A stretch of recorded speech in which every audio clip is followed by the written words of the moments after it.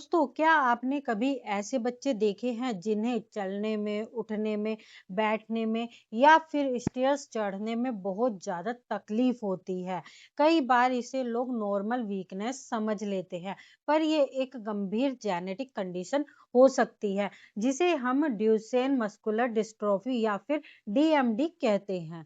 आज के वीडियो में हम सिंपल लैंग्वेज में समझेंगे कि डीएमडी क्या है और ये क्यों होता है और इसके क्या सिम्टम्स होते हैं। What is DMD? हमारी बॉडी में एक प्रोटीन होता है जिसे हम कहते हैं डिस्ट्रोफिन। आप इसे मसल्स का शॉक एब्जॉर्बर समझ लीजिए। ये हमारे मसल्स फाइबर्स को ना प्रोटेक्ट करता है और उन्हें मजबूत रखता है। डीएमडी एक जेनेटिक डिसऑर्डर है जिसमें बॉडी या डिस्ट्रोफिन प्रोटीन बना ही नहीं पाती है। जब ये प्रोटीन नहीं होता है तो मसल्स धीरे धीरे वीक होने लगता है और डैमेज हो जाते हैं, क्योंकि यह जेन एक्स क्रोमोसोम पर होता है। इसीलिए ये बीमारी मोस्टली लड़कों में देखी जाती है। डीएमडी के सिम्टम्स अक्सर 2 से 5 साल की उम्र में दिखने लगते हैं। इन्हें पहचानना बहुत जरूरी है। बच्चा बार बार गिरने लगता है, जमीन से उठने में ना उसे बहुत ज्यादा दिक्कत होती है। इसमें बच्चे क्या करते हैं, अक्सर गोवर्स साइन दिखता है, यानी आप हाथों का सहारा लेकर घुटनों के बल उठना, चलते वक्त थोड़ा लड़खड़ाना या डक की तरह चलना। जैसे जैसे उम्र बढ़ती है वीकनेस बढ़ने लगती है। कई बार क्या होता है कि 12 साल की उम्र तक आते आते कई बच्चों को तो व्हील चेयर की जरूरत भी पड़ सकती है। इसका डायग्नोसिस जेनेटिक टेस्टिंग और सीके लेवल चेक करके किया जाता है। दोस्तों, फिलहाल डीएमडी का कोई परमानेंट क्योर नहीं है, लेकिन साइंस ने बहुत प्रोग्रेस किया है इसके मैनेजमेंट के लिए। फिजियोथेरेपी, जो मसल्स को फ्लेक्सिबल रखने के लिए बहुत जरूरी है। स्टेरॉइड्स, ये मसल्स स्ट्रेंथ को थोड़े समय के लिए बरकरार रखता है। Therapies like naturopathy, Ayurveda therapy से भी काफी इम्प्रूवमेंट देखा गया है। वहीं मैं आपको एक एग्जांपल देती हूँ। एक ऐसी ही बच्ची मेरे पास आती है मेरे क्लिनिक पे। उसका नाम है साइस्ता, जिनको डीएमडी डिसीज है। वो मेरे पास आती है, उनको 3 साल से ज्यादा हो चुके हैं इस बीमारी से लड़ते हुए। अभी हमने सिर्फ 10 दिन ही हुए हैं ट्रीटमेंट किए हुए, और ट्रस्ट मी गाइस, रिजल्ट्स देखने को मिला है। ये नहीं बोल रही कि काफी ठीक हो गई है, पर हाँ, थोड़ा सा भी इम्प्रूवमेंट ही अच्छा लगता है और पेशेंट को भी लगता है कि हाँ, मैं ठीक हो जाऊंगी।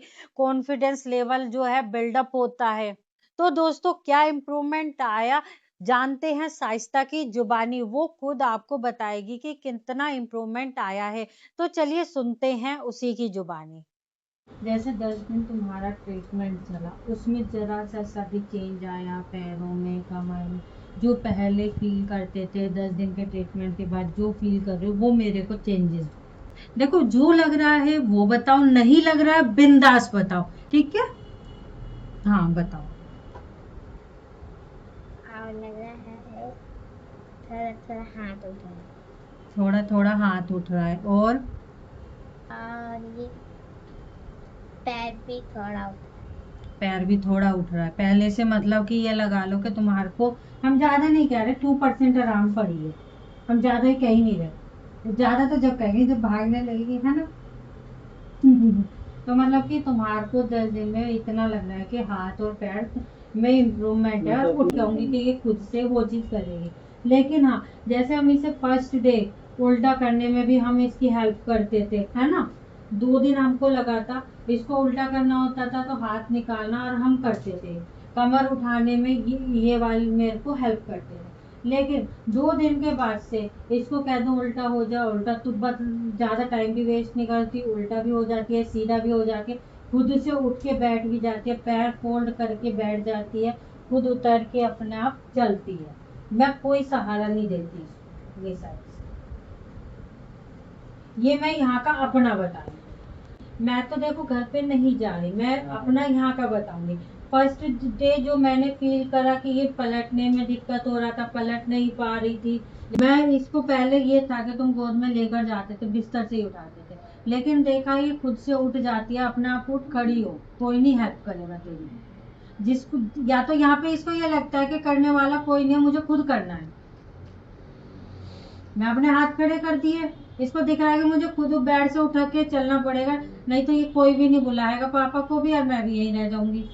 ये है इसका कि कोई इसकी हेल्प करने के लिए नहीं है घर पे। अरे मम्मी भी देख ले, जब मम्मी पापा कर देंगे तो मैं काहे को अपना फोर्स लगाऊं। दोनों बातों में डिफरेंस आ गया।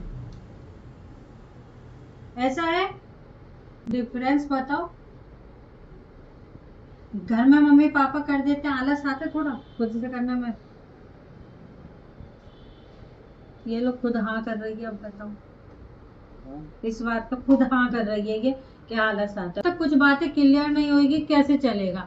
तुम जो चीज बोलोगे हम उस पे अपना ट्रीटमेंट और आगे बढ़ा के और चेंजेस करके तुम्हारा ट्रीटमेंट चलेगा। देखो जब तक तुम नहीं बोलोगे बेटा कहाँ जैसे दर्द है, कि क्या चीज ये है, वो हाथ चीज इसको उठवाइए ना, दाहिना हाथ उठाइए ये बिल्कुल वाला ना। हाथ उठाओ ऊपर। यहाँ तक उठता है, पहले पे इतनी उठता है। पहले कम हो गई। ये ये हटाओ पहले, ये हटाओ। हाँ अब हाथ उठाओ। यहाँ तक उठता है, लेकिन ना पहले ये तक उठता है। अच्छा पहले सिर्फ इतना था, अब पर इतना हो गया है। मैंने आपको 2-3 दिन पहले भी बोला था, कुछ दिन पिछले जब ट्रीटमेंट चल रहा था, जब भी आपको बोला था इसको जूते पहनाओ।